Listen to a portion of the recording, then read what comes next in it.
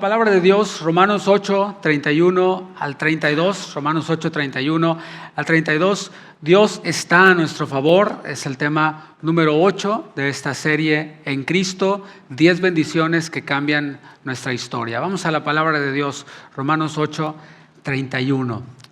Dice la palabra de Dios: ¿qué pues diremos a esto? Si Dios es por nosotros, ¿quién contra nosotros? El que no escatimó ni a su propio Hijo, sino que lo entregó por todos nosotros, ¿cómo no nos dará también con Él todas las cosas? Pablo nos está llevando en una montaña de bendiciones en este capítulo, en el capítulo 8, y nos está llevando, cada una de estas nos está llevando hacia la cima. Vimos que somos libres de la condenación porque Cristo pagó el precio, pagó todo. Vimos que somos guiados por el Espíritu de Dios. Ya no andamos a oscuras, en tinieblas, ahora contamos con la guía, con la dirección del Señor. También vimos que somos hijos adoptados por nuestro Padre. Tenemos un Padre, tenemos una casa, pertenecemos a una familia. Vimos que el Espíritu Santo nos ayuda en nuestra debilidad, o sea, casi siempre, ¿verdad? No oramos solo, el Espíritu nos ayuda a orar lo que conviene. También aprendíamos que todo coopera para nuestro bien. Dios trabaja, Dios obra incluso en aquello que nosotros no entendemos, y veíamos la semana pasada que tenemos la garantía de la glorificación futura, que seremos glorificados. Esa es una garantía. Esto es que nuestro destino está seguro y es un destino eterno. Cabe resaltar que estas no son promesas sueltas, son bendiciones que no son así como que para que cada quien agarre la que le guste, sino que son bendiciones corporativas, es decir, le pertenecen al cuerpo de Cristo, son para un pueblo específico, el pueblo de Dios, el cual está formado por todos los que creemos en el Señor Jesucristo. Imagínate una escena en tu mente, imagina esta escena en tu mente. Está un niño en la escuela, que es un niño pequeño, así delgadito, chaparrito, chiquito, y todos los demás pues, son más altos que él, y de pronto en el recreo pasa lo que usualmente ocurre en las escuelas, y es el famoso bullying, o la carrilla, como le dicen por allá, de donde yo soy. Entonces varios niños se juntan ahí y están burlándose de este otro niño, y le están diciendo pues cosas feas acerca de su aspecto, acerca de etcétera, y están haciéndole bullying, y están riéndose, y incluso uno lo empuja, y el niño está así como atemorizado, pero el niño ve a sus agresores, ve a los que están ahí pues haciéndole bullying, y de pronto el niño ve que los niños que le estaban haciendo bullying se detienen, se quedan parados y dice, ¿qué pasó? Dice, yo creo que ya vieron mis músculos, ¿verdad? Y entonces los niños poco a poco empiezan a retirarse hasta que se van corriendo. Y dice, claro, así me gusta que se vayan, cobardes. Entonces voltea, ¿y quién crees que estaba atrás de él? Su papá. Ahí atrás estaba el papá del niño, y por eso estos niños bullies se fueron, se apartaron. Y bueno, mis hermanos, esa es la bendición en la que vamos a meditar el día de hoy. Dios está a nuestro favor, ¿puede decirlo? Dios está a nuestro favor. Y si Dios está a nuestro favor, ¿quién nos podrá hacer algo? ¿Quién nos podrá dañar? Adentrémonos en los versículos. Dice Romanos 8:31, solo la primera frase, dice así: ¿qué pues diremos a esto? Es una pregunta en la que podemos ver a alguien que se queda sin palabras, así como que, ¿qué diremos? ¿Qué podemos decir? En otras traducciones dice, ¿qué podríamos decir frente a esto? ¿Frente a qué? A lo que ha dicho anteriormente. Esta es una expresión de asombro, es casi una pausa de adoración, así como cuando suspiramos y decimos, ay, gracias Señor, ¿no? Cuando estabas esperando un resultado médico de un diagnóstico y te dicen, está todo bien, como que respiras y dices, ay, gracias Señor, te alabo, te adoro. Bueno, después de enumerar todas las obras de Dios en favor de su pueblo, Pablo parece decir, pues ya no queda más que añadir, ya no queda nada más. Lo único que puedo hacer es rendirme ante su fidelidad. Y esta pregunta está marcando también una transición dentro del capítulo 8. Presta atención en esto. Hasta aquí, Pablo ha descrito lo que Dios ha hecho por nosotros. Lo hemos visto, ya lo cité. Pero a partir de ahora va a mostrar que nada ni nadie puede deshacer eso que el Señor ha hecho por nosotros. En otras palabras, es como si el apóstol dijera, después de tanta evidencia, ¿todavía tienes dudas? ¿Te queda alguna duda después de todas estas evidencias? Y su tono no es un tono como de regaño o de confrontación, más bien es una invitación a confiar. El objetivo de esta pregunta, ¿qué pues diremos a esto? Ante todo esto, todavía dudas. El objetivo no es provocar culpa, sino gratitud en los receptores de estas bendiciones. No es un examen que pasas o repruebas, más bien es una oportunidad que recibimos para reaccionar con fe. Nuestras respuestas ante esta pregunta, ¿qué diremos a esto?, van a revelar cómo entendemos a Dios. Si alguien dice, sí, soy hijo adoptado por el Padre, sí, todo coopera para bien, pero, ¿sí?, si hay un pero todavía en nosotros, bueno, eso está revelando algo, que necesitamos conocer más a nuestro Dios. Es común que cuando enfrentamos momentos difíciles, todos los enfrentamos, nuestra primera reacción sea decir, ¿y ahora qué voy a hacer?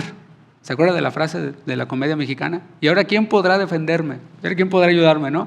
Es común que digamos eso cuando estamos ante una situación difícil, pero Pablo nos enseña otro tipo de reacción. En vez de decir, ¿y ahora qué voy a hacer?, es, ¿qué pues diremos a estas bendiciones que el Señor me ha dado?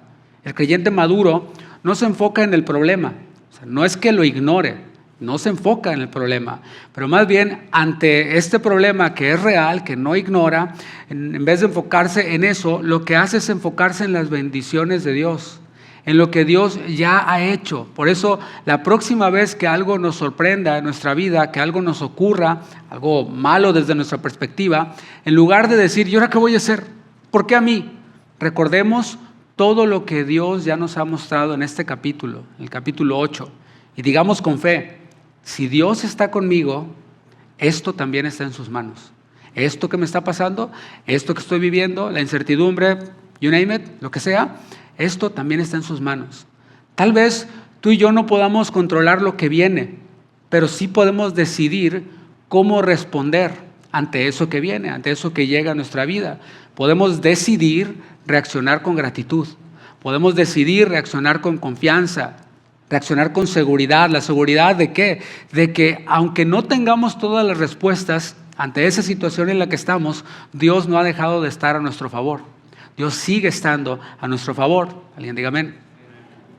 Bueno, ya que hemos recordado todo lo que Dios ha hecho por nosotros, esto que hemos mencionado ya, ahora Pablo nos lleva a la respuesta final. Si todo esto es verdad, si todas estas bendiciones vienen de Dios y Él es veraz y todo lo que Él dice es verdad, y si todo esto es verdad, entonces, ¿cómo podríamos dudar que Dios está a nuestro favor? Aquí comienza una de las declaraciones más poderosas de toda la Biblia. Dice después, ¿de qué pues diremos a esto? Si Dios es por nosotros, ¿quién contra nosotros? Y recuerda, Pablo no escribió esto desde un aislamiento sentimental. No lo hizo o lo escribió pensando en un creyente que está viviendo una vida cómoda, que todo lo tiene resuelto, que tiene documentos, que le heredaron y tiene ahí para vivir toda su vida sin problema, que tiene salud, que todo bien. No está pensando en un creyente que tiene una vida cómoda. Esto escribió mirando a una iglesia que vivía bajo presión, una presión real. Y una iglesia que él sabía que enfrentaría presiones cada vez más fuertes. O sea, no es que la vida se va poniendo cada vez mejor. Eso pues, no es una realidad. Siempre que oigas a un viejito, ¿no? A un don Justino, una doña Mari, ya grandes así, ¿verdad? Que platicas con ellos y dicen, no, está difícil estos tiempos. Siempre dicen cosas como esas, ¿no? Siempre son difíciles, más difíciles los tiempos que nosotros vivimos. Y eso es así. El Señor Jesús no prometió que iba a haber bendición y bonanza económica y material toda la vida, ¿no? Obviamente hay veces que está mejor que otras, pero por lo general pues va como pudriéndose el asunto, ¿no? La creación gime con dolores de parto esperando la manifestación de los hijos de Dios. Entonces sí, pues esto va cambiando, ¿no? Esto va pues sí, degradándose todo lo que nosotros vivimos. Entonces la iglesia iba a enfrentar todavía desafíos, retos más difíciles. Y aún así, el apóstol levanta la vista y proclama con convicción lo que acabamos de leer. Si Dios es por nosotros, ¿quién contra nosotros? Como dije, no es una frase de consuelo emocional, de que me está yendo todo mal, digo esta frase y bueno, ya me siento mejor, como un mantra que voy repitiendo. No, esta es una declaración teológica, es una declaración colectiva. Dios está del lado de su pueblo redimido. Nada ni nadie puede hacer que Dios cambie su propósito. Es como que Dios tiene un propósito para con su pueblo, los va a llevar a ser formados a la imagen de Cristo, los va a llevar a la gloria, y de pronto pasan cosas en el gobierno, pasan cosas en el mundo, y Dios dice, ups, ¿y ahora qué voy a hacer? Creo que cambio de planes. Vamos a tener que cambiar el plan, voy a tener que cambiar mi propósito porque pues mira cómo está la cosa de difícil, ¿verdad que no tiene sentido? ¿Qué cosas podía estar enfrentando la iglesia en Roma, los receptores de este capítulo 8, los primeros receptores, porque también nosotros lo somos? Y cuando tú ves la historia de la iglesia, qué vino después, qué es lo que ellos mismos se enfrentaron, podemos ver lo que ya se estaba gestando y lo que después terminó en cosas tremendas, ¿no? Hay que leer la historia. Pero ellos podían estar enfrentando al Imperio Romano. El Imperio Romano podía llegar a estar contra ellos, y de hecho lo estuvo.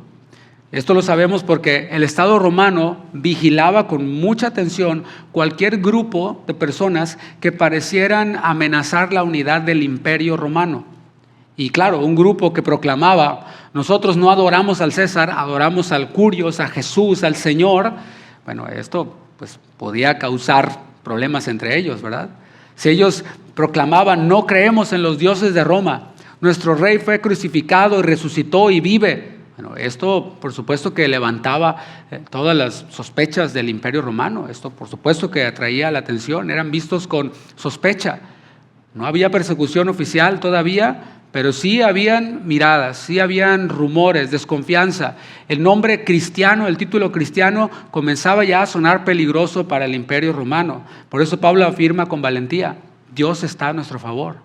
No importa quién se forme en la fila en contra de nosotros, el poder del Imperio Romano no puede suprimir el propósito de nuestro Dios eterno. El Salmo 33:10 dice, Jehová hace nulo el consejo de las naciones y frustra las maquinaciones de los pueblos. Eso está en su palabra, ¿cuántos lo creen? Pero además la sociedad romana pues estaba o podía estar contra ellos, pero la opinión de la sociedad romana no definía su destino. Esta sociedad romana pues era una sociedad pagana, llena de templos, llena de ídolos, y el adorar ídolos era parte de tu deber como ciudadano del imperio, como residente del imperio. Es como hoy, ¿no? Tienes que sacar tu licencia, tienes que pues, cumplir ciertos trámites, ¿ver? Pagar tus impuestos, etc. Bueno, ahí parte de todo eso era adorar ídolos. Entonces, como soy cristiano y el gobierno me demanda que adore ídolos, era parte de. Y algunos del imperio llamaban a los cristianos ateos. ¿Por qué? Porque no tenían muchos dioses. Es la negación, teos es Dios. Entonces, eso es lo que la palabra ateo significa. Alguien que no tiene dioses. Entonces, ellos decían, ¿sabes qué? Pues estos nomás tienen un Dios, son ateos, porque tienen que tener muchos.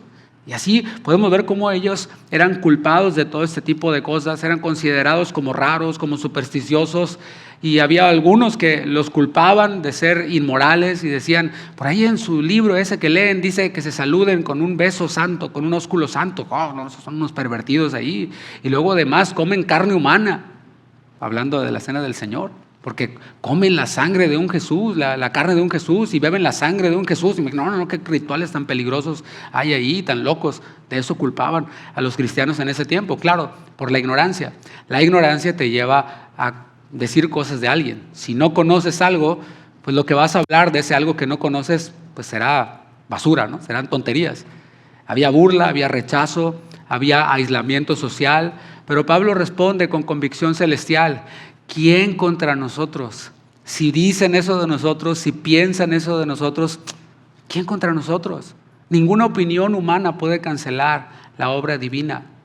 Primero los Corintios 1:18 confirma que pues para la gente que no conoce a Dios, lo que nosotros hacemos pues es raro. Dice, porque la palabra de la cruz es locura, ¿a quiénes? A los que se pierden. Pero a los que se salvan, esto es a nosotros, es poder de Dios. Aquí vemos y estamos viendo algunas de las cosas que ellos podían enfrentar y estaban ya, de hecho, comenzando a enfrentar. Además, muchos judíos que aceptaron a Jesús como el Mesías fueron expulsados de sus comunidades. Ahí dentro del Imperio Romano, judíos recibieron el Evangelio y al abrazar el Evangelio y creer en Cristo fueron expulsados de sus comunidades. ¿Qué implicaba esto? Perdieron su familia, perdieron también sus tradiciones, perdieron parte de su identidad, y esto, por supuesto, que provocaba un dolor profundo. Pero Pablo recuerda con ternura: si tu familia se olvidó de ti, aunque tu padre y tu madre te dejaran, con todo, Dios te recogerá, dice el Salmo 27:10. Dios los adoptó, Dios los justificó, Dios está por ustedes, y el rechazo humano no podrá borrar la aceptación divina. Dice su palabra que somos aceptos en el amado. El mismo Señor que venció a la muerte y al pecado es el que ahora nos defiende por amor. Y por si fuera poco, la iglesia en Roma también tenía tensión entre ellos mismos. O sea, dentro de la iglesia, ¿te fijas? Cosas en el imperio, en la política, en la sociedad, todo tipo de desafíos que ellos enfrentaban siendo cristianos. O sea, no era la comodidad de aleluya, reclámalo y recíbelo y todo padre y soy millonario. No, o sea, estos eran cosas que estaban enfrentando y que iban a enfrentar a mayor escala. Pero decía que además la iglesia en Roma entre sí tenía tensiones. Los receptores de esta epístola tenían tensiones entre judíos y gentiles, o sea, cristianos que provenían del mundo judío, cristianos que provenían del mundo gentil, cohabitaban en una misma iglesia y había tensiones entre ellos. Algunos se sentían más espirituales por guardar la ley, otros despreciaban esas costumbres. Más adelante en la epístola va a hablar acerca del débil en la fe y todo este tipo de tensiones, los cuales muestran las tensiones que habían entre ellos. ¿Por qué? Porque a pesar de ser una iglesia bíblica, y muy bíblica porque está en la Biblia, entre ellos habían malos entendidos. Así que si usted algún día tiene un malentendido con algún hermano, sepa que esto les pasó también a los romanos, a los efesios, a los corintios, a los filipenses. O sea, esto es algo propio. Habían malos entendidos, habían roces constantes provocados por el orgullo espiritualoide. Pero en medio de todo eso, Pablo se centra en una sola verdad. Hay roces entre los hermanos, hay pleitos entre los hermanos, hay diferencias de opinión entre los hermanos, pero Dios está por nosotros. Algunos dicen, es que me enteré que una hermana con otra hermana y en esa adoración se pelearon y no, porque no le invitó a su baby shower o quién sabe qué, ¿no? Y cosas como esas. Me voy de esta iglesia, aquí pura contienda. No, espérate, Dios está por nosotros. No está por un grupo, no está por una tradición ni por una preferencia, sino por todos los que estamos en Cristo. La iglesia a nivel global, hablo de la iglesia universal, esto incluye a nuestros hermanos metodistas, a nuestros hermanos presbiterianos, a nuestros hermanos bautistas, a nuestros hermanos, etcétera, luteranos, etcétera, nuestros hermanos en todo el mundo.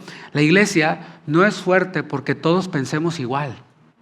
No todos pensamos igual. ¿Se ha dado cuenta de eso? Por eso hay iglesias en donde llegas y no hay instrumentos, hay solamente voces. Porque ellos dicen, así es como adoraban los primeros cristianos, los apóstoles. Y nosotros somos como los primeros cristianos, como los apóstoles. Pues, gloria a Dios. Entonces seguramente no tienen luz eléctrica tampoco, porque pues no tenían luz eléctrica los primeros cristianos. No tienen excusado, porque pues ellos hacían ahí en el monte. Entonces, ¿verdad? Pero bueno, son cosas de diferencia de opinión. De eso se trata. O sea, nosotros tenemos, y lo que hacemos pues, es por convicciones, pero decir que pensamos diferente en cosas, y no se trata de que todos pensemos igual, sino se trata de que Dios está con nosotros aún en nuestras diferencias. Por esto, cuando te encuentres con un hermano en la fe, no le digas, ¿y ustedes por qué adoran sin instrumentos? Nosotros sí. No. Gloria a Dios que el Señor te salvó. El mismo Dios que te salvó a ti, me salvó a mí. Gloria a Dios. O sea, don't be that guy. No seas el cristiano que llega y tú eres cristiano también. A ver, y quieres ponerte el tú por tú con el cristiano. No, eso no da gloria a Dios. Decía que la iglesia global, universal, no es fuerte porque todos pensamos igual, sino porque Dios está con nosotros. Alguien diga amén. Y no solo eso, por si pensabas que era poco lo que ellos pudieran estar enfrentando, también las fuerzas espirituales estaban contra ellos. Y de hecho, las fuerzas espirituales de maldad están en contra de la iglesia, pero no pueden destruir a los hijos de Dios. El sistema espiritual que odia el evangelio estaba activo en ese tiempo, en Roma, como lo está el día de hoy. Pero la fe va más allá de cualquier amenaza. Números 14, versículo 9, veamos en la palabra. Dice, por tanto, no seáis rebeldes contra Jehová, ni temáis al pueblo de esta tierra, porque nosotros los comeremos como pan. Su amparo se ha apartado de ellos, y esto es lo que nos interesa subrayar. Y con nosotros está Jehová, no los temáis. Estaba hablando en ese contexto, pero la palabra sigue siendo viva, sigue siendo real en este tiempo cuando haya cualquiera que se levante contra la iglesia de Dios. El Señor está con nosotros, por tanto, no hemos de temer.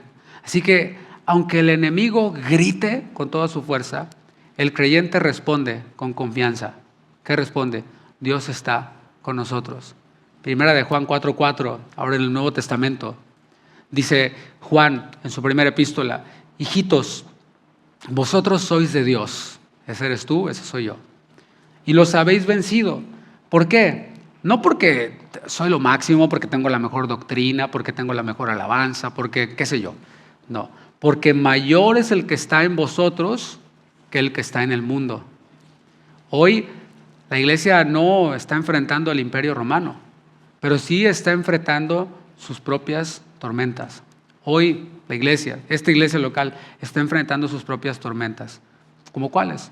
Presión cultural, divisiones, miedo, incertidumbre, etcétera, etcétera. Pero la verdad no cambia. Lo que acabamos de leer no cambia. El Dios que estuvo con su pueblo es el mismo Dios que está por nosotros.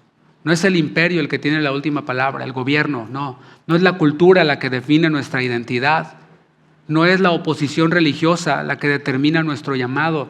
No son nuestras debilidades las que limitan la esperanza que tú y yo tenemos. Ni siquiera los demonios son los que deciden nuestro destino. Nuestro futuro está asegurado. ¿Por qué? Porque Dios está con nosotros. Dios está por nosotros.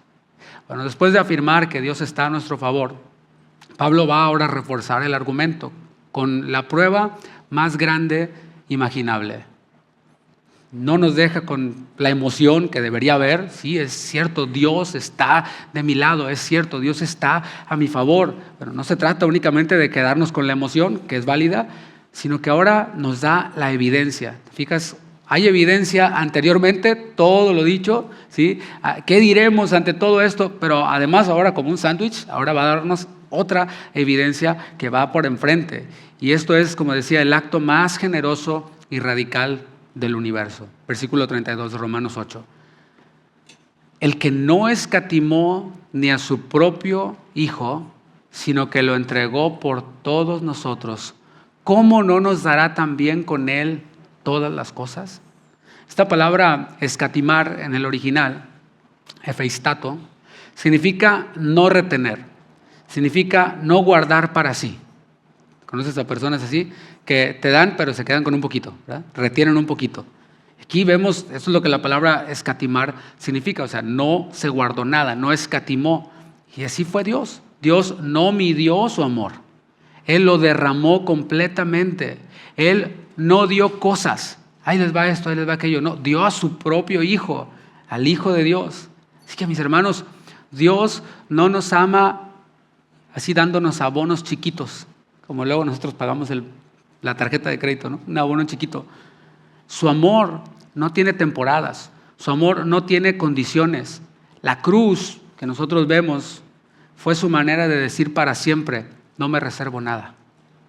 No me reservo nada. Estoy completamente por ustedes. Dice de nuevo, el que no escatimó ni a su propio Hijo, sino que lo entregó por todos nosotros. Esa frase no es una frase exclusiva, es una frase inclusiva. ¿Qué quiero decir con esto? Que Cristo fue entregado por toda la humanidad, por cada hombre, por cada mujer, de toda nación, de todo idioma, en toda generación.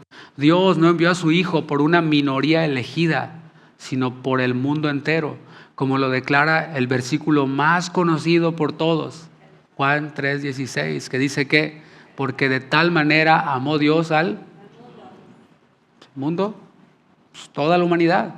Y esto concuerda con toda la Escritura, que dice que Él no quiere que ninguno perezca, sino que todos procedan al arrepentimiento. Es lo que dice la palabra de Dios. Su amor es tan vasto que no cabe en etiquetas teológicas. O sea, yo no puedo tomar el amor de Dios y meterlo en mi etiqueta teológica llamada como se llame y meterla y decir, de aquí no te me sales. No, Él es soberano. Precisamente los que dicen que Dios solamente murió por una minoría elegida y a todos los demás los dejó así a su suerte, que es el infierno finalmente, pues todos ellos, mis hermanos, exaltan la soberanía. Pero soberanía, por otro lado, lo que nosotros entendemos, porque lo vemos en la Escritura, es soberanía es yo hago lo que quiero, dice Dios, y yo quiero darle libre albedrío al hombre para que todo aquel que quiera venga y beba de esta agua, de esta vida eterna, y el que no quiera es porque no quiso. Y cuando esté delante de mí será condenado justamente porque Él mismo decidió no creer en mi Hijo Jesucristo. Decía que su amor es tan grande, Él es tan generoso, que nadie puede decir, yo estoy aquí en el infierno porque eso no era para mí. Dios no me lo dio. Dios no me dio fe para creer. Nadie podrá decir eso. Dios entregó a su Hijo por toda la humanidad. Eso no quiere decir que toda la humanidad sea salva. Solo los que responden a esa gracia por fe experimentan el poder de su redención. Sin embargo, recalco, la oferta está hecha para todos y es una oferta sin engaños, es un llamado al arrepentimiento que no lleva ningún engaño. Si Él te llama a arrepentirte, tú que no has creído, es porque tú puedes arrepentirte. Si Él te llama a creer en su Hijo, es porque tú puedes creer en su Hijo o puedes rechazarlo. Así de grande es la generosidad de Dios, así de grande es el amor de Dios. ¿Se acuerdan de Abraham? Abraham, cuando fue llamado por Dios para sacrificar a su hijo Isaac, levanta Abraham el cuchillo sobre Isaac, Dios lo detiene y Dios provee un sustituto. Dios detuvo ese sacrificio, pero hubo otro sacrificio en el Calvario, el cual sí se efectuó. Allí no hubo nada que lo detuviera. Jesús fue hasta el final y el Padre no rehusó a su Hijo, aún viendo cómo estaba padeciendo, sufriendo, siendo humillado. Isaías 53, versículo 10, dice el profeta, con todo eso Jehová quiso quebrantarlo, sujetándole a padecimiento, cuando haya puesto su vida en expiación por el pecado. Ahí está otra afirmación de que el Señor murió por todos. La expiación es por todos. El texto bíblico dice que Cristo puso su vida en expiación por el pecado. Y que dice Romanos 3:23, por cuanto todos pecaron y están destituidos de la gloria de Dios. Así que si tú eres pecador, eres receptor de la gracia. Eres candidato perfecto para la salvación, para la vida eterna. Dice después, verá linaje, vivirá por largos días y la voluntad de Jehová será en su mano prosperada. Estamos viendo que el Padre entregó voluntariamente a su Hijo por un mundo que le dio la espalda. Todo el mundo le dio la espalda en Adán. Esa es la medida de su amor. No es que el Señor murió por los buenos o el Señor murió por los que sabían que iban a ser buenos. No, Él murió por todos, por un mundo que en Adán le dio la espalda. Dios no nos amó porque fuéramos dignos, sino porque en su amor decidió dignificarnos. No éramos dignos, pero Él nos dignificó en la cruz. Y si nos amó cuando éramos sus enemigos, ¿cuánto más ahora que somos sus hijos? Alguien diga amén, que así sea. Pablo no está hablando de sentimientos únicamente, aunque de nuevo todo esto tiene que movernos de alguna manera. El otro día alguien puso un comentario en la alabanza de la transmisión. Se ve que le están dando gusto a la carne en la alabanza, ¿verdad? Pero, ¿qué dice la palabra? Mi corazón y mi carne claman, al Dios vivo. Entonces ahí está. Sí, le estamos dando gusto a la carne también, y al espíritu, y con el cuerpo, y a todo, claro, y en la mente, todo. O sea, todo nuestro ser está involucrado en adorar al Señor, en glorificar al Señor. Jesús dijo, amarás al Señor, citando la ley, con toda tu alma, con toda tu mente, con todas tus fuerzas, con todo lo que tengas, todo lo que respire, alabe al Señor. Así que sí, le estamos dando gusto a la carne. Felicidades, gracias. Cuando nosotros miramos la cruz, no vemos tragedia. Decía que no está hablando únicamente de algo que involucra nuestros sentimientos, sino de un hecho consumado que el Señor ya demostró. Ahí en esa cruz, Él demostró que está por nosotros. En la cruz vemos propósito, no vemos derrota, vemos entrega, no vemos abandono del Padre, vemos favor eterno. Un hombre una vez que se sentía deprimido decía, siento que Dios se olvidó de mí, siento que Dios me abandonó. Y un hermano espiritual le respondió, pues mira la cruz, Cuando creas que Dios te abandonó, cuando creas que Dios se olvidó de ti, mira la cruz. Si el Señor te hubiera olvidado, Jesús nunca habría estado en esa cruz. La cruz, mis hermanos, no fue el inicio del amor de Dios. Fue la confirmación de que ese amor no tendría fin. Si Dios no escatimó a su Hijo por todos, ¿cómo podríamos dudar tú y yo de su cuidado diario? Es lo que Pablo está planteando, es a donde nos está llevando. Por eso dice el versículo 32 en la segunda parte, ¿cómo no nos dará también con Él todas las cosas? El Dios que no escatimó a su Hijo, no va a escatimar su provisión. Por eso Jesús dijo en el Sermón de la Montaña, dijo, toquen y se les abrirá. Busquen y hallarán. Llamen y se les abrirá. O sea, Jesús estaba diciendo, ahí está la provisión. Jesús sabía que iba a dar su vida cuando estaba hablando el Sermón de la Montaña. Y ahora, después de haber dado su vida, Pablo dice, si Él no estimó darnos a su Hijo, ¿cómo va a escatimar su provisión? Y esta pregunta, dentro de la retórica, se le conoce como argumento de lo mayor a lo menor. Es decir, si Dios ya hizo lo más difícil, ¿cómo no va a hacer lo más fácil? Que es la provisión.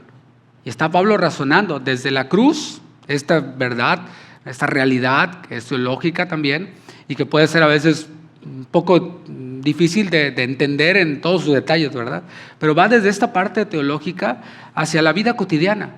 O sea, cómo la cruz se puede aplicar a mi día a día. Cuando yo salgo en la mañana a trabajar, a cuando regreso mientras estoy trabajando. O sea, cómo esto aplica en mi vida cotidiana. Y está así como razona Pablo.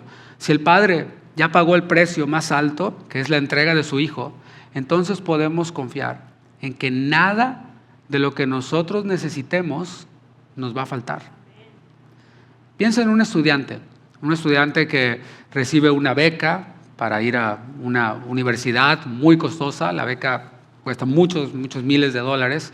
Cubre todo, la matrícula, los libros, el comedor, la vivienda, cubre todo. Y al primer día llega el estudiante que recibió esta beca y se angustia y dice, necesito unas copias. Híjole, ¿será que voy a la impresora o será que si voy a la impresora y me cobran 10 centavos por una copia, ¿me lo cubrirá la beca? Todo, mis hermanos. Si te dimos una beca, dice la universidad, ¿crees que te vamos a negar una copia de 10 centavos? Por supuesto que no.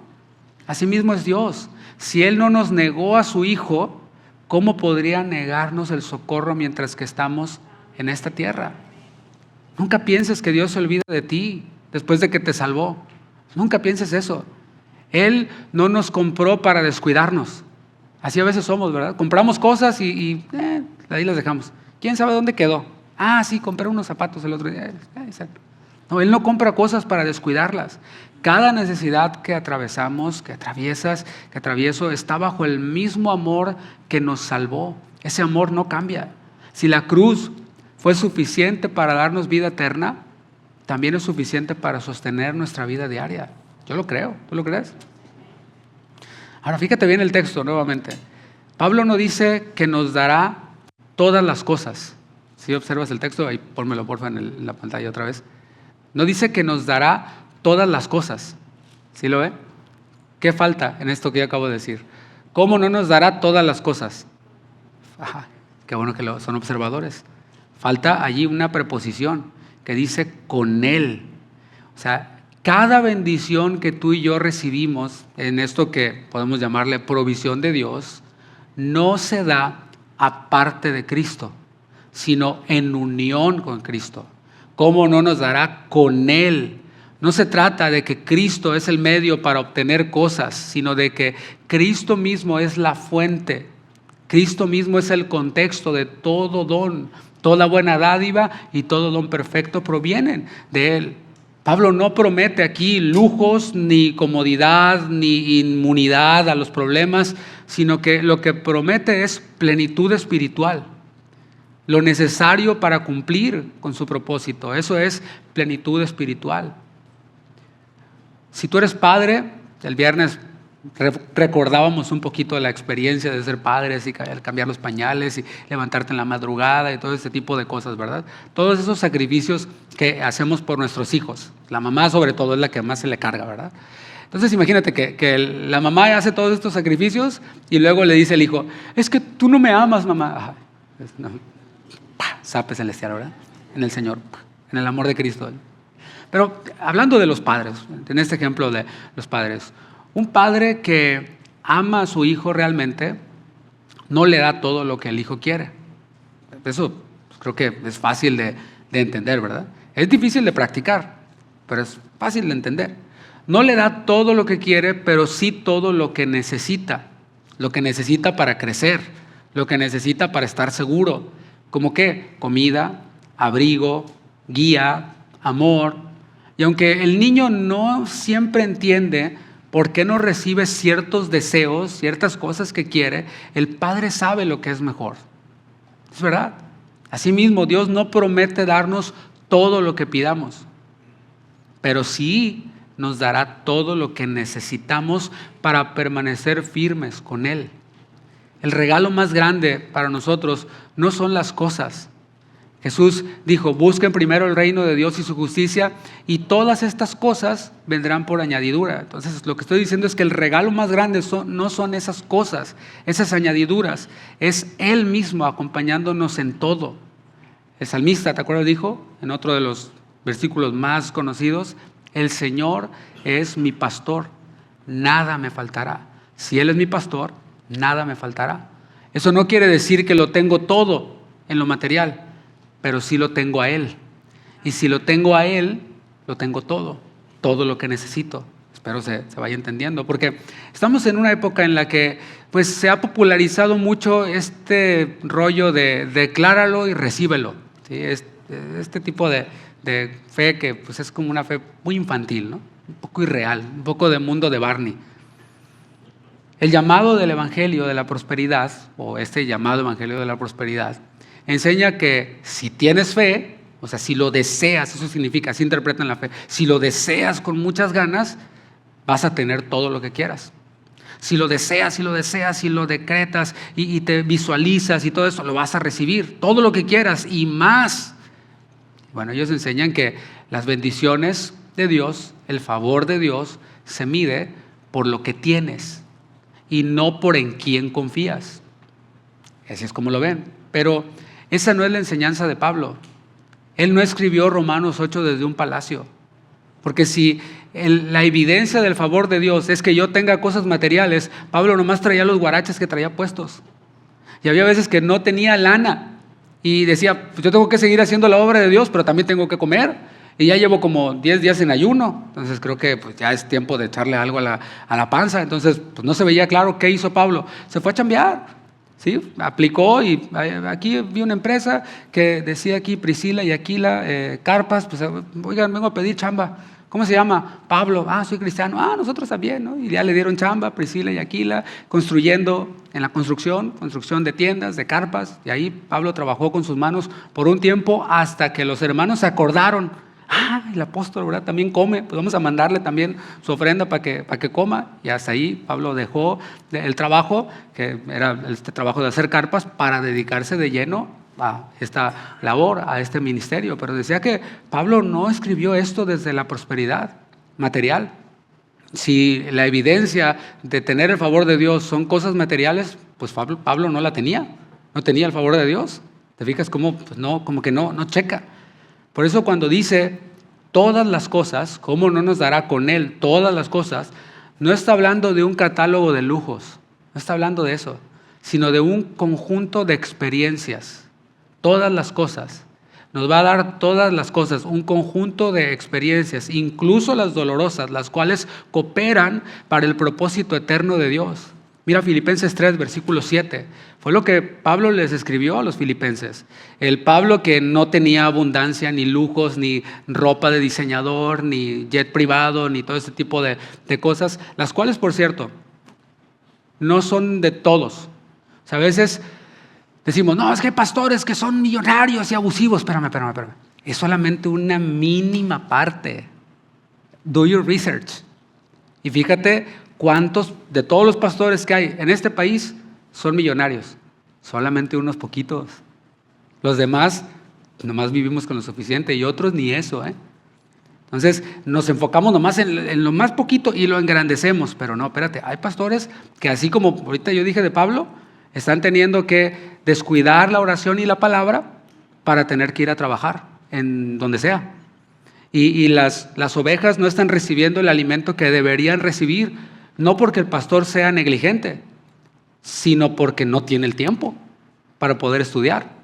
O sea, el día tiene 24 horas para el pastor también, y el pastor también come. Entonces, si tiene que trabajar 8 horas en un trabajo, de 8 a 10 horas en un trabajo, y tiene una familia, y también se mete al tráfico, y también tiene que cortar la yarda, etcétera, etcétera, ¿cuánto tiempo le queda para estudiar? Pues bien poquito. Entonces, pues, ¿qué es lo que le va a dar al pueblo? Pues de acuerdo a lo que pudo estudiar. Y luego las ovejas se quejan, no, es que yo no estoy siendo alimentado, eres bien codo, ni tus ofrendas ni diezmos das, y estás demandando acá que te den una erudición desde el púlpito. No, espérate, o sea, cada cosa en su lugar. Pero vamos con Pablo, Filipenses 3, versículo 7. Y no lo digo porque sea mi caso, gracias a Dios, estamos todo bien. Dice, pero cuantas cosas eran para mi ganancia, las he estimado como pérdida por amor a Cristo. Y ciertamente aún estimo todas las cosas como pérdida por la excelencia del conocimiento de Cristo Jesús, mi Señor, por amor del cual lo he perdido todo y lo tengo por basura para ganar a Cristo. En otras palabras, también lo que parece pérdida para el Señor es ganancia. Aquellas cosas que nosotros podemos perder para ganar a Cristo, pues son ganancia, es lo que estamos viendo. Si el resultado es ganar a Cristo, pues si yo pierdo algo material, gloria a Dios. Mira, durante los primeros siglos, el Imperio Romano, el mismo sobre el cual estaban estos receptores de la epístola, comenzó a perseguir a los cristianos, tiempo después de que ellos recibieron estas epístolas. ¿Qué les hacía? Les confiscaba sus bienes. Y dices tú, pues yo nomás tengo un par de guaraches ahí que me van a confiscar. No, pero los que tenían, les confiscaban sus bienes por ser cristianos. Llegaban así a sus reuniones y las cerraban, las clausuraban.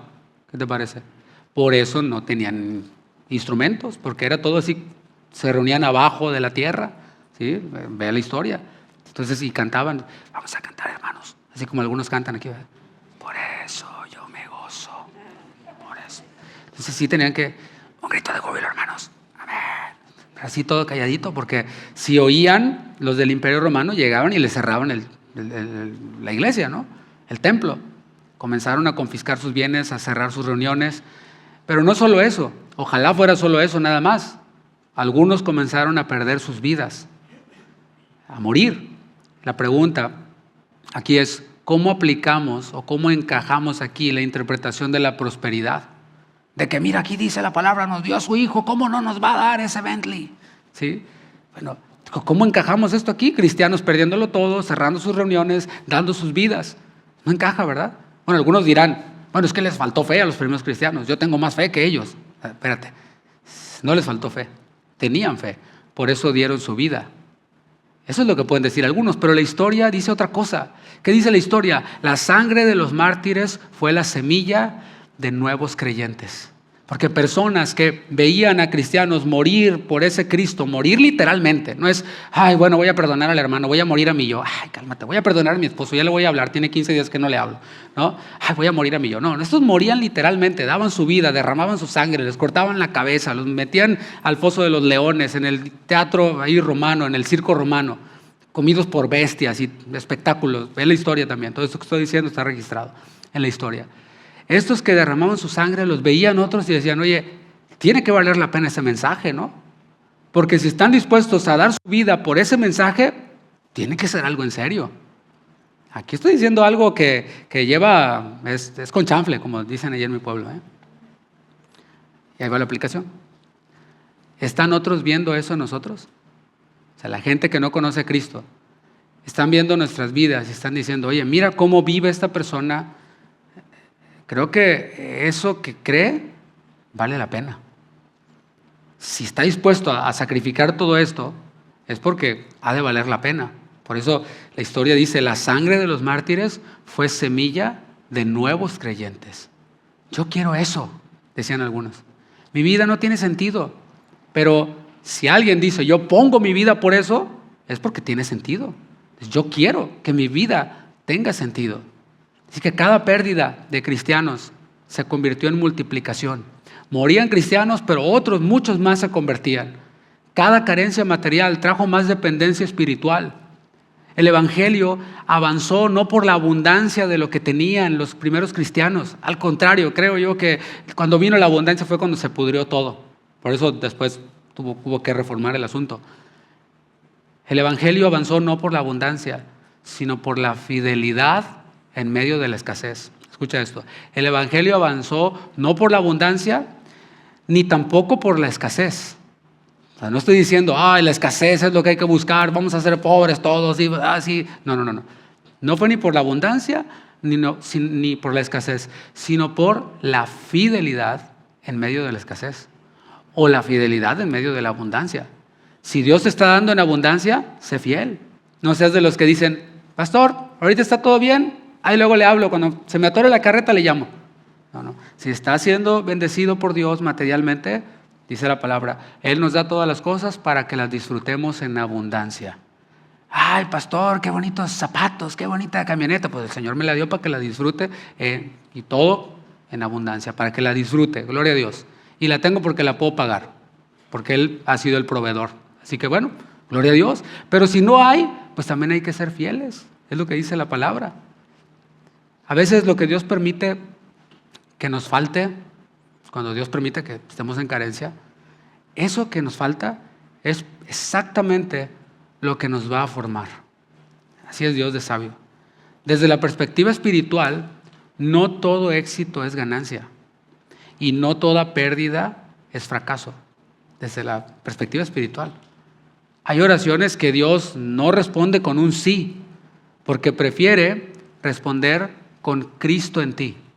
Esto que tú no tienes, no te lo he dado, pero te voy a dar a Cristo. ¿Qué te parece? Es mejor, ¿no? Hay temporadas donde Dios no multiplica nuestros recursos económicos, pero sí Él forma nuestro carácter.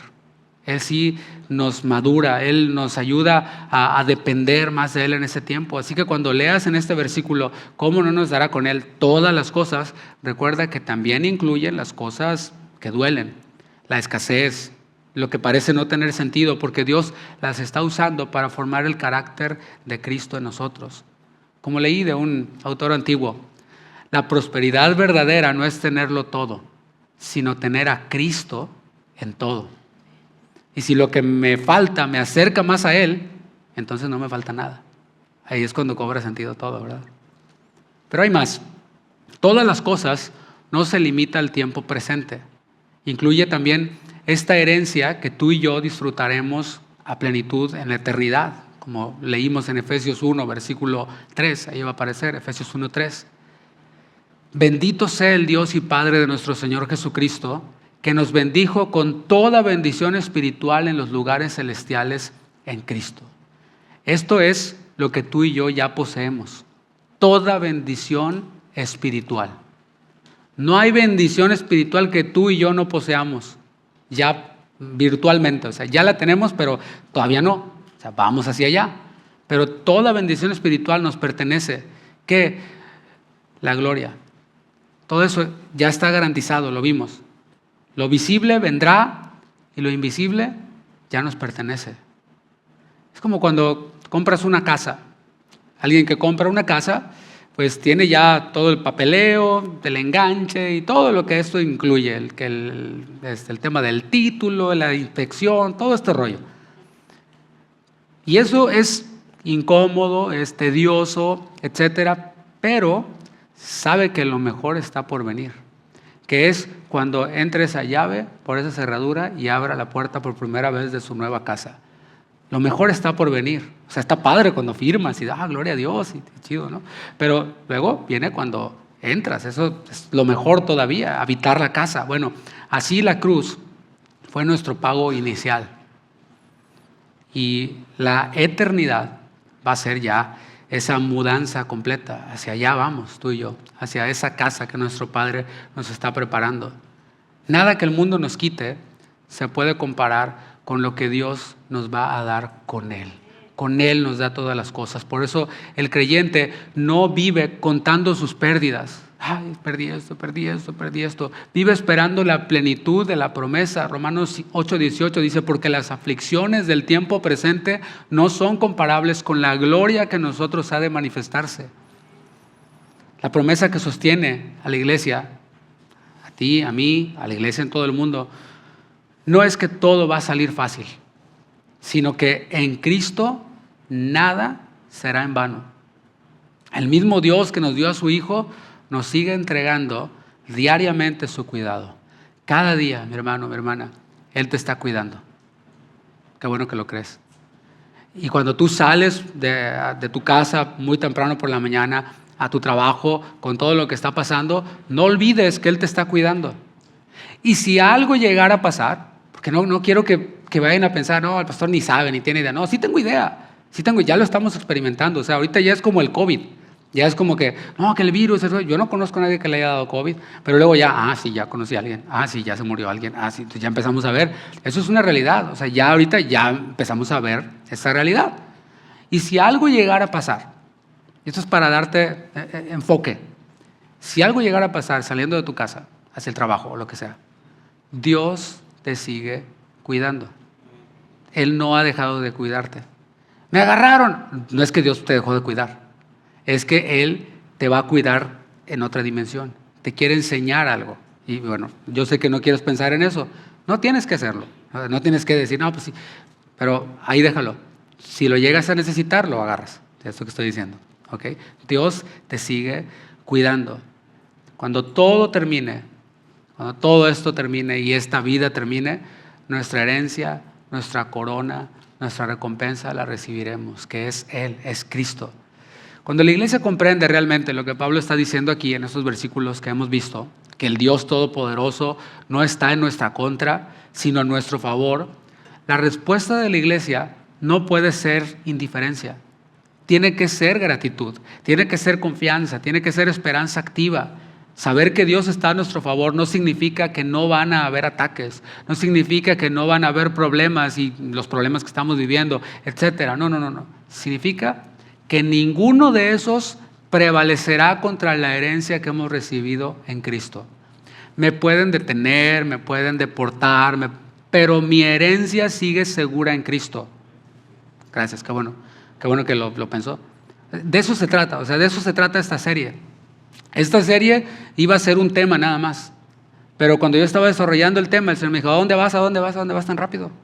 Tienes que darlo con calma. Vamos a desmenuzar este pollito, pero hebrita por hebrita por hebrita. ¿Para qué? Para que cuando esto se intensifique, si es que ocurre, tengan todos algo de dónde echar mano.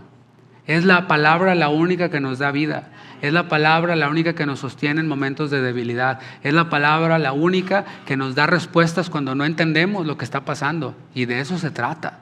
Se trata de que tú y yo tengamos la palabra y que sepamos esto que estamos viendo. Dios está a mi favor. Cuando salgo en la mañana, llego a mi trabajo, regreso a mi trabajo a mi casa, de mi trabajo a mi casa, Dios está a mi favor.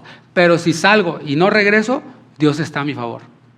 José estaba en la cárcel y Dios estaba con él. Dios estuvo con él, nunca lo abandonó. Y así Dios no nos dejará, Dios no nos abandonará. Alguien diga amén. Entonces decía que esto, mis hermanos, debe producir en nosotros gratitud. La iglesia primitiva entendió esto así. Los emperadores los oprimieron injustamente y cruelmente. Las cárceles los podían encerrar, pero ninguna cadena podía detener lo que Dios estaba haciendo en ellos y lo que hizo en ellos. Cada vez que un cristiano era llevado al Coliseo romano para ser tragado por bestias, cada vez que una familia era despojada de sus cosas, la pregunta de Pablo seguía resonando en sus mentes. ¿Quién contra nosotros? Me haces esto, me haces daño, me discriminas, esto, pero ¿quién contra mí? ¿Quién podrá contra mí? Y la respuesta era visible. ¿Cuál es la respuesta ante esta convicción de que Dios está a mi favor? Fe firme. Una fe firme. Un testimonio que sigue vivo. Una esperanza que sigue intacta. Así hoy la iglesia, nosotros la estamos viendo, el mundo duda de nosotros. Ayer platiqué con un primo, que somos casi de la misma edad y tenía mucho que no platicábamos. Y bueno, por voluntad de Dios, por soberanía de Dios, me escribí con él por WhatsApp ya en la noche. Él vive en la Ciudad de México. Y lo saludé y tal, y me dice, ¿qué crees, primo? Él no es cristiano. Me dice, ¿qué crees? Justo cuando entró tu mensaje, estaba viendo esto en Instagram. Y me manda un video de lo que estaba viendo en Instagram. Y era un pastor, supuestamente, que le pegaba un golpe a una señora aquí y la hacía bajar de peso. El video estaba claramente hecho con inteligencia artificial. Pero fíjense, los que hacen esos videos, que sepa que también los incrédulos los ven. Mi primo incrédulo lo vio. Y él estaba burlándose de ese, pero de todos los que somos cristianos. Entonces, por eso digo, hay que ser, ¿cómo le llamamos? Para no, ya sé, bíblicamente, con un espíritu de estupor, es palabra bíblica, para hacer esas cosas, sabiendo que impacta a otros que no son cristianos. O sea, en vez de predicar a Cristo, creo un video en inteligencia artificial, o sea, falso, para mofarme de mí mismo. Es como pegarte un balazo en el pie, ¿no? Pero bueno, eso me dice mi primo. Pero esto no es el punto de lo que quiero tocar. Me dice mi primo esto y le digo, oye, eso está hecho con inteligencia artificial. Le digo, eso dice, no, ya sé, es pura broma. Le digo, no. Pero le digo, de que los hay, los hay. O sea, de que hay pastores charlatanes, los hay. Pero eso no quiere decir que no hayan pastores verdaderos y fieles y buenos. Le digo, es como tú eres abogado. Le digo, así como hay abogados charlatanes, también hay abogados chidos como tú. Así fueron las palabras que yo le dije. Dice, sí, ¿verdad? Tienes razón. Le digo, ahí está, ya estamos a mano. Le digo, no porque hay abogados charlatanes voy a decir que los abogados no sirven, que todos son unos charlatanes. ¿O sí, primo? No, todo bien. Bueno, para acabar pronto, voy a ir a predicar a Ciudad de México y va a ir el domingo a la iglesia que voy a predicar yo ahí. Bueno, eso dijo, voy a tomar su palabra, que así sea. Pero decía, mis hermanos, ¿por qué estaba diciendo esto? Bueno, porque decía que el mundo duda de nosotros, ya me acordé, por eso. O sea, el mundo piensa así de nosotros, piensa así de los pastores son los que nos llevamos el hit más grande, por eso decía hace rato ahí, no todos son millonarios, son unos poquitos, los demás no. Entonces decía que el mundo duda de nosotros y de los cristianos también. Dicen, no, ahí nomás te lavan el cerebro y te quitan el dinero y te exprimen y quién sabe qué y todo esto. Y no ven que Dios ha cambiado tu vida, que Dios ha perdonado tus pecados, que tienes una herencia en Cristo. Pues no, porque para el hombre de carnal esas cosas son locura. La palabra de la cruz es locura. Pero el mundo puede dudar de nosotros, pero no puede detener lo que Dios ya comenzó en nosotros. Las circunstancias cambian. Las leyes cambian, las modas cambian, pero la presencia de Dios con su pueblo no cambia. Eso yo lo creo. Él sigue estando a favor de su iglesia y eso debe darnos seguridad en medio de cualquier escenario que nosotros vivamos. Cuando Pablo escribió que el Señor no escatimó a su propio Hijo, nos está invitando a mirar a la cruz como el argumento final de su amor. Él me ama o no me ama, me quiere o no me quiere, sí te ama, mira la cruz, es lo que debemos hacer. Ahí está la evidencia de que su amor no tiene límite, que su entrega no tuvo límite. El mismo Dios que nos dio a Cristo no se va a reservar nada que nosotros necesitemos para nuestro crecimiento, para nuestra misión como iglesia. El Señor ha sido generoso en todo, ¿o no? Nos dio perdón y nos dio perdón total. No dijo, te perdono algunos de tus pecados. Y no sé si estuvo grueso. No, ese no, ese no. No, el Señor perdonó todos nuestros pecados y dice alegóricamente hablando que los arroja a lo profundo del mar, que elige no acordarse de nuestros pecados. Así que pues si Él nos dio perdón, nos dio propósito, nos dio una familia espiritual, nos dio a su mismo espíritu, nos da su presencia constante, Él es generoso. Podemos decir eso, ¿no? Por eso la iglesia que sabe que Dios está a su favor, no vive quejándose. Ay, ¿por qué hicieron esto? Ay, ¿por qué no hicieron lo otro? Y lo hubieran hecho así. Y ¿por qué no me dijeron? Y cosas como estas, ¿no? La iglesia que sabe que Dios está a su favor, no vive quejándose por lo que le falta. Nos falta ministerio de quién sabe qué. Nos falta un estacionamiento más grande. Nos falta que tapen los hoyos de ahí del estacionamiento. You are welcome to do it if you want. Sí, porque ya parece cráter ahí, ¿no? Es para que sepamos cómo se siente andar en la luna. No tienes el Cybertruck, pero ya estás como en la luna ahí, ¿no? La iglesia que sabe que Dios está a su favor, vive adorando por lo que ya recibí. No por lo que me falta, sino por lo que ya recibí. Y este principio aplica a todo, ¿eh? O sea, si yo me fijo en el pelo en la leche, si yo me fijo en todo el escenario blanco y en el punto negro que está ahí nada más y no veo todo lo blanco en mi matrimonio, voy a vivir miserable. Ah, ya sé por qué estoy miserable en mi matrimonio, pastor, porque nomás estoy viendo en lo que está mal mi esposo y el esposo en lo que está mal mi esposa. No, cambia la dinámica. Ve lo bueno y vas a ver cómo tu mood va a cambiar. Vas a ver cómo ya no vas a estar de mal humor y te despiertas y ya estás viendo a tu esposa así como... ¿Por qué? Porque nomás estás pensando en lo malo. Pero si piensas en lo bueno, va a cambiar la actitud. Lo mismo en tu matrimonio, porque por ahí empieza. Tu primer ministerio es tu casa. Pero luego también en tu iglesia. Si vemos únicamente lo malo, pues mira, te vas a ir de la iglesia o vas a estar todo amargado e infeliz en la iglesia. Y qué mala onda, ¿no? Ir a la iglesia para estar amargado e infeliz. No, hombre, pues mejor vete a la pulga, al baile o no sé. Pero o sea, es ver las bendiciones. No hay esto, pero hay esto, y esto, y esto, y esto, y también esto, y también eso, y también eso. Eso cambia toda la dinámica. Bueno, la iglesia que sabe que Dios está a su favor, ve las bendiciones y adora por lo que ya recibió. La gratitud se convierte en su estilo de vida. Gracias Dios, gracias Dios. Si pasa algo malo, gracias Dios. Me cuesta decirlo, pero gracias Dios. La adoración cambia y en su respuesta natural, pues es una respuesta de gratitud ante tanta gracia. Pablo no dice, si Dios es por mí. Hay que notar eso antes de terminar. No dice, si Dios es por mí. Dice, si Dios es por nosotros. Una promesa colectiva, no individualista. No se trata de mi victoria personal, no, se trata de nuestra victoria en Cristo. Por eso esta esperanza no solo nos consuela, sino que nos une. Dios está a nuestro favor, es en comunidad.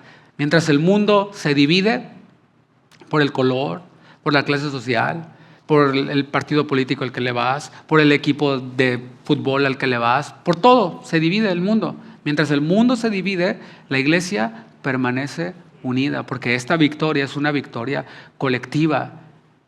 Esta verdad debe mantenernos enfocados. Nos enseña a ver más allá de los desacuerdos, los cuales, repito, pueden haber diferencias secundarias, pero esta verdad debe mantenernos enfocados. ¿En qué? En que un día todos los que creímos en Cristo, todos estaremos adorando juntos al mismo Salvador. Así será. Y en ese día, todo lo que hoy nos preocupa va a ser reemplazado por una sola declaración. Dios estuvo a nuestro favor. Ahorita Dios está a nuestro favor. Pero cuando estemos delante de Él adorando, le diremos, Dios estuvo a nuestro favor. Certeza, es verdad. Él no mintió, Él no nos engañó, Él no se equivocó, Él no tenía letras pequeñas abajo del contrato que no leí y que... Él estuvo a nuestro favor. Y cuando la iglesia entiende esto, ya no vive la defensiva. Hay iglesias así, que están a la defensiva. Hasta lo sugieres, llegan a la puerta, ¿qué traes? ¿Qué? Y el otro también, pues tú, ¿qué? No, soy cristiano. Cosas como estas, ¿no? Una iglesia que entiende esto no vive a la defensiva, sino en confianza. No espera el fracaso, espera la fidelidad de Dios. No teme al futuro, está dispuesto a enfrentarlo con esperanza. Yo enfrentaré lo que viene con la esperanza de que Dios está a nuestro favor. Si Dios está por nosotros, ninguna pérdida será definitiva. Ninguna batalla estará perdida. Ningún enemigo tendrá la última palabra. Y esto también nos sostiene en estos tiempos en los que vivimos hoy. Hay temor en muchos hogares por las redadas, etcétera, por las deportaciones, por la incertidumbre migratoria. Lo hay. Y muchos sienten que el futuro es incierto. Al ver a familias separadas, al ver el trabajo que escasea, la inestabilidad, o incluso pensar que pues, todo se podría perder de un día para otro. Por eso hay que estar preparados, hay que tener un plan de emergencia. Eso es otro tema. Pero escúchenme bien, Dios no abandona a su pueblo. Se quedó como, ¿será?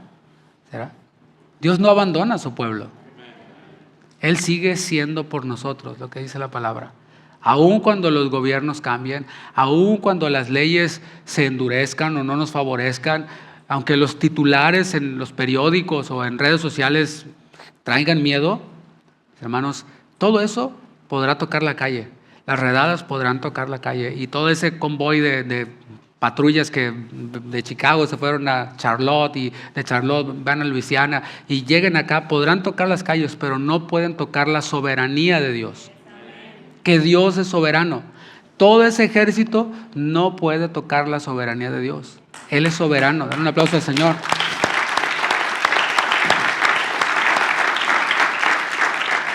Él tiene cuidado de sus hijos. Por esto traté de ponernos en perspectiva al tomar como ejemplo a la iglesia primitiva. O sea, cristianos siendo tomados y puestos en el circo romano, comidos por leones. O sea, es una situación extrema. Es extrema la que estamos viviendo ahora, pero es el mismo Dios el que dijo, yo estoy a su favor. Ahí estaba a su favor cuando se los estaban comiendo los leones, los osos o lo que fuera. Ahí estaba Dios a su favor. ¿Por qué? Porque el alma no la pueden tocar. Pueden tocar el cuerpo, pero el alma no. Pueden destruirnos físicamente, pero lo espiritual está intacto. Por eso la importancia de fortalecer nuestra vida espiritual, de enfocarnos en lo espiritual, porque eso es lo que nos ayuda en tiempos cuando lo material se pone complicado. Decía que nada de eso puede tocar la soberanía de Dios, porque Él sigue teniendo cuidado de sus hijos, aunque el mundo parezca que se está volcando en contra. Mateo 10, versículo 29. Mateo 10, 29. Escucha lo que dijo el mismo Señor Jesús. Le pregunta Jesús a sus discípulos, ¿no se venden 2 pajarillos por un cuarto? O sea, una moneda. Con todo, ni uno de ellos cae a tierra sin vuestro Padre, pues aún vuestros cabellos están todos contados. Así que no temáis, más valéis vosotros que muchos pajarillos. Palabras del Señor Jesús. Creo que encaja bien en ese tiempo, ¿no? O sea, salgo a la calle, o sea, haz tu vida normal, mi hermano, mi hermana. Obviamente, pues no te vayas a ir al baile en la noche, a los after hour clubs. Pues no, ¿verdad? Por supuesto que no. Estamos hablando de, haz tu vida normal, porque el Señor tiene cuidado de nosotros. No se venden 2 pajarillos por un cuarto, con todo, ni uno de ellos cae a tierra sin vuestro Padre. Él está a tu favor, a mi favor. ¿Los pajarillos caen a tierra? Sí, claro. Pero el Señor lo conoce todo. Y eso no quiere decir que los abandonó, pues dice la palabra también que nosotros valemos más que los pajarillos, así que pues Él tendrá cuidado de nosotros en cualquier circunstancia. Esta verdad no es solo para que nos emocionemos el día de hoy, que debería, es para sostenernos todos los días.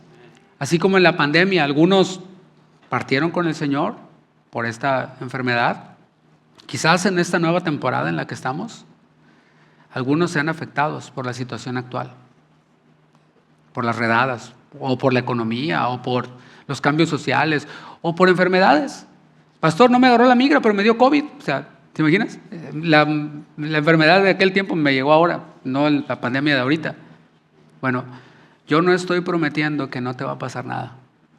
Yo no estoy aquí para dar promesas falsas. No, hermanos, no les va a pasar nada, nos van a agarrar. No. Yo no estoy aquí haciendo promesas falsas, no. Sería yo un mentiroso. No puedo decirte que todo será fácil, ni que no van a haber lágrimas. Lo único que puedo decirte es lo que dice la palabra, Romanos 8:31.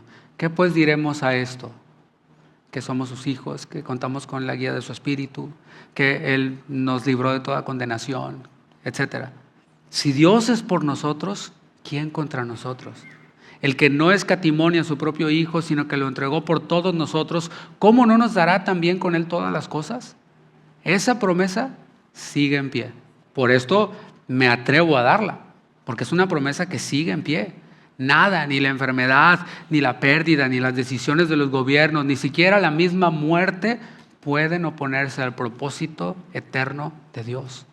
Él está a nuestro favor. ¿Cuántos dicen amén? Y cuando Dios está a favor de su iglesia, ningún poder humano, ningún poder espiritual pueden estorbar lo que Él ha decidido hacer. Le invito a que se ponga de pie. Por eso nuestra prioridad no debe ser aferrarnos a esta tierra, sino llegar a esa meta gloriosa que es ser como Cristo. Esa es la victoria verdadera. Ser como Cristo es la victoria verdadera. Esa es la esperanza que no se marchita y esa es la gloria que nos espera a ti y a mí, los que estamos en Él. Oremos. Gracias, Padre. Gracias por tu palabra, porque tu palabra no nos da promesas al aire o falsas. Tu palabra nos da promesas firmes. Y hoy tú nos estás haciendo esta promesa de que tú estás a nuestro favor. De que tú estás a favor de todos aquellos que son tus hijos, que son de tu pueblo elegido, escogido. Y que si a alguno de nosotros algo nos ocurriera, tú sigues estando a nuestro favor.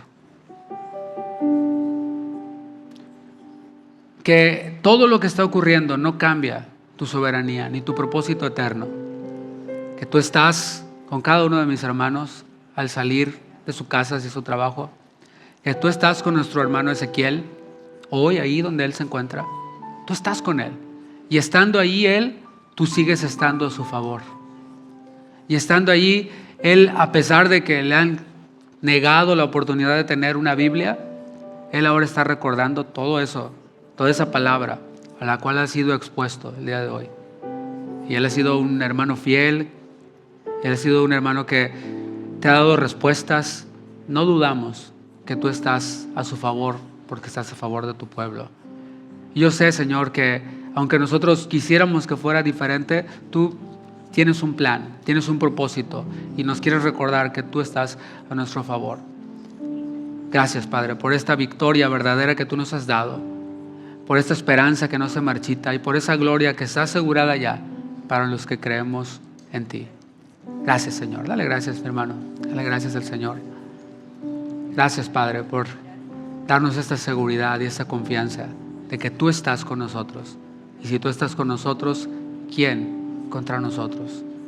Te damos toda gloria, toda honra, toda alabanza por siempre y siempre, Señor. Amén. Amén. Le damos un aplauso a nuestro Dios.